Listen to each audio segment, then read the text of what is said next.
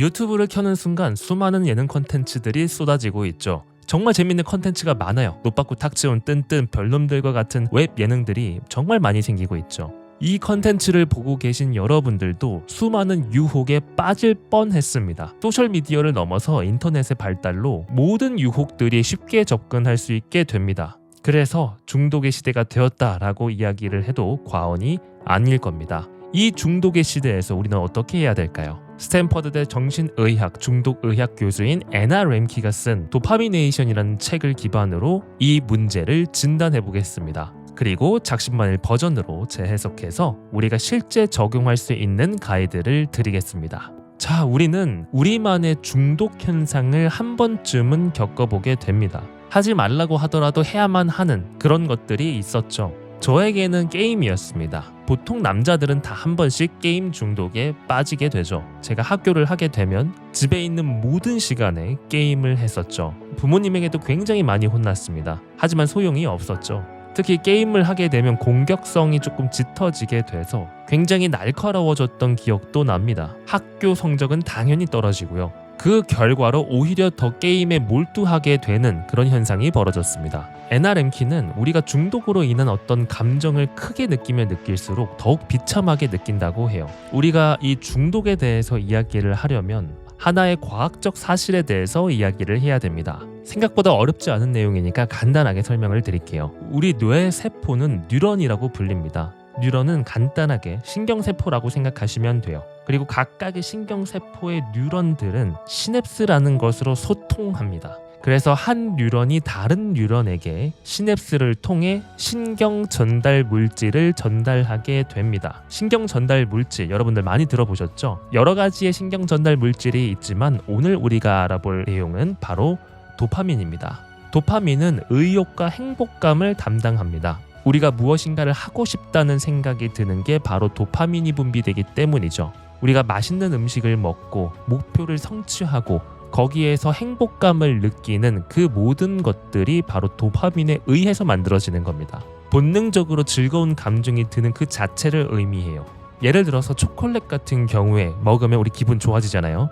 지금 우리가 갖고 있는 기본적인 도파민의 분비량을 55% 이상으로 높인다고 합니다. 달달한 음식 우리가 즐겁잖아요. 성관계는 100%, 니코틴은 150%가 높아진다고 해요. 문제는 약물이죠. 약물은 도파민을 더 빠르게 그리고 더 많이 분비하게 합니다. 그래서 그 중독성은 더더욱 강하죠. 코카인은 225%, 암페타민은 1000%까지도 높아진다고 해요. 이렇게 도파민이 과다 분비가 되면 즐거움을 넘어서 환각 상태인 쾌락으로 빠지게 되는데 이 상태가 지나게 되면 오히려 더 큰 고통이 찾아온다고 합니다. 도파민의 분비가 강하면 강할수록 더 큰 고통이 찾아온다고 해요. 애나 램키는 이거를 좌우로 뻗어 있는 저울로 비유했어요. 초콜릿이나 소셜미디어, 포르노와 같은 것으로 쾌락을 느끼게 되면 쾌락의 방향으로 저울이 기울게 됩니다. 하지만 이건 잠시 동안이죠. 우리 인간은 항상 평형 상태를 유지하려고 합니다. 그래서 반대편 무게가 점차적으로 올라가게 돼요.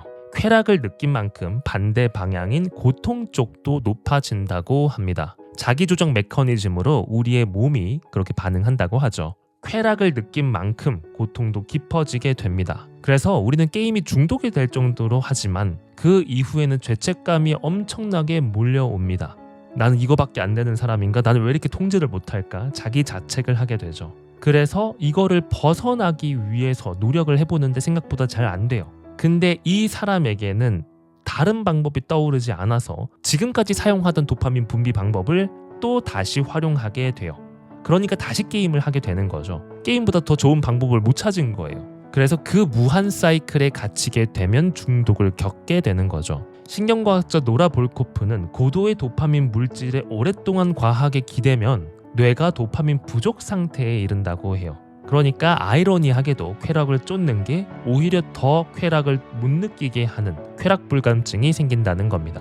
그래서 중독 증상은 자신이 하는 중독 대상이 더 이상 효과를 발휘하지 못한다고 느낄 때 그때 상실감을 느낀다고 해요. 자신의 유일한 탈출구가 없어진 느낌이죠. 그래서 결국 비참한 기분에 빠져버리게 돼요. 만약에 이런 상태에 빠지게 되면 정상적인 상태, 평범한 기분을 느끼려고 해도 중독 대상을 해야 겨우 그 기분을 느끼는 거예요. 실제 무엇인가에 중독된 사람들은 쾌락을 쫓기 위해서 그걸 다시 하는 게 아니라 현재의 고통을 없애려고 하는 마음에서 다시 한다고 해요. 그래서 이 도파민 중독은 굉장히 경계해야 됩니다. 쾌락 중독으로 악순환을 불러일으키는 굉장히 위험한 상태입니다. 이 도파민네이션이라는 책에서 보면 결국에는 절제해야 된다고 해요.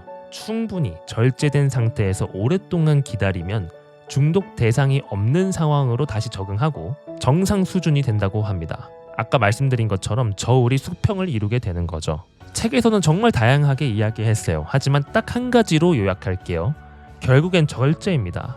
뇌의 보상 경로를 재구성하는데 걸리는 최소한의 시간이 보통 한 달이라고 해요. 샌디에고 주립대 실험심리학 교수 마크 셔킷의 연구에서는 알코올 중독으로 우울증을 앓은 사람들이 4주 동안 병원에 입원했었다고 해요. 이때 금주를 제외하고 알코올을 먹지 못하게 하는 것을 제외하고 아무런 조치를 하지 않았다고 합니다. 근데 금주 한 달 뒤에 80%가 임상 우울증의 기준에서 벗어났다고 해요. 단순히 절제하는 것만으로도 중독을 그냥 벗어나게 되는 거죠. 그래서 이거를 어떻게 하면 조금 더 효율적으로 할 수 있을까? 이거에 대해서 NRM키는 3가지를 강조합니다.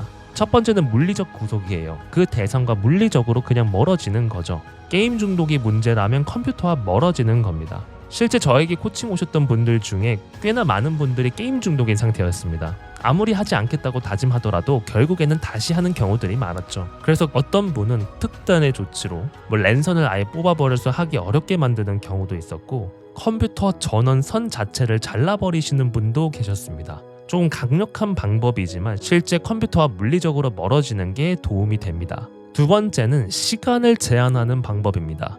하루에 한 번 또는 주에 한 번 같은 시간으로 통제를 하는 거죠. 그래서 아무리 중독이더라도 한 번에 끊는 게 어렵다면 하루에 한 번 또는 한 달에 한 번 같은 시간으로 통제하는 것도 하나의 방법입니다. 아니면 어떤 목표를 달성할 때까지만 내가 유보한다, 미루어 둔다, 이런 것도 하나의 방법이죠.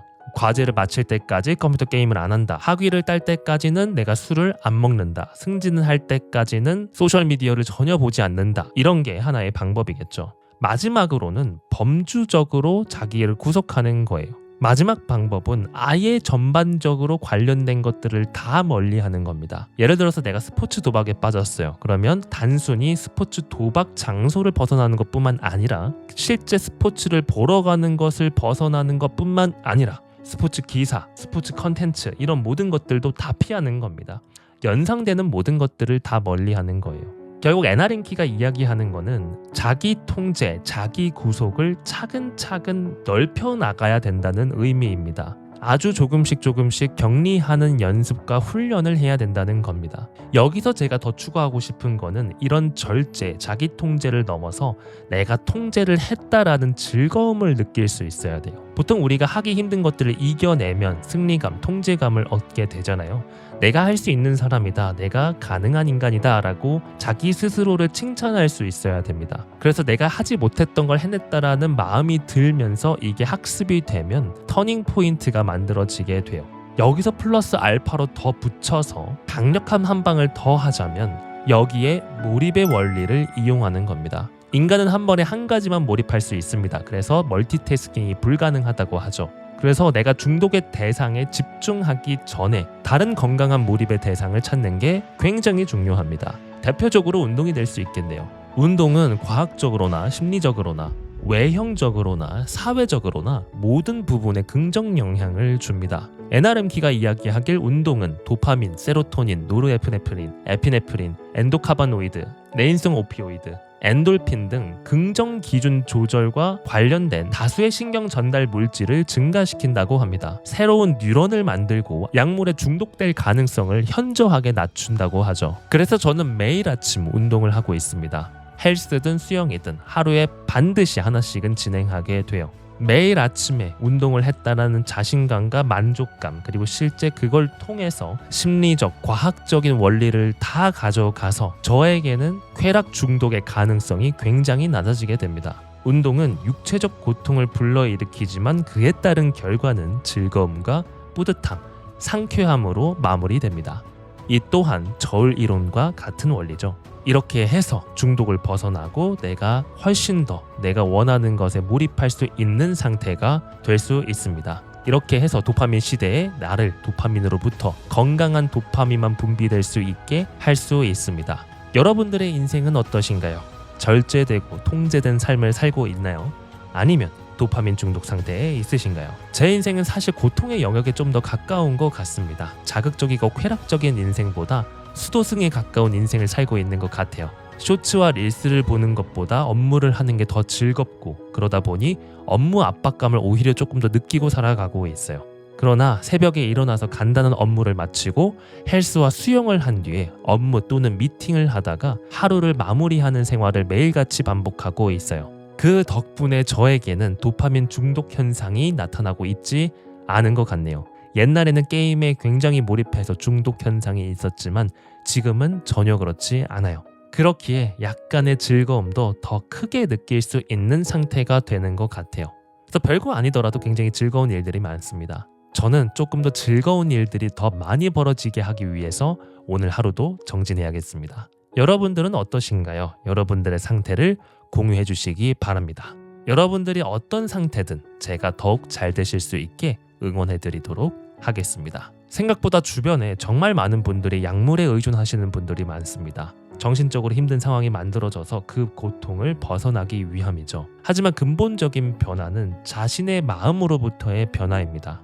부디 작심만일 컨텐츠를 하루하루 실천하시는 사람이 되어서 인생의 전환점을 만드셨으면 좋겠습니다. 그러면 자연스럽게 그 어려움도 극복하실 수 있을 거라 확신합니다. 아시겠죠? 그러면 오늘 하루도 좋은 하루 되시기 바랍니다. 여러분들의 성공 마인드 동반자 작심만일입니다.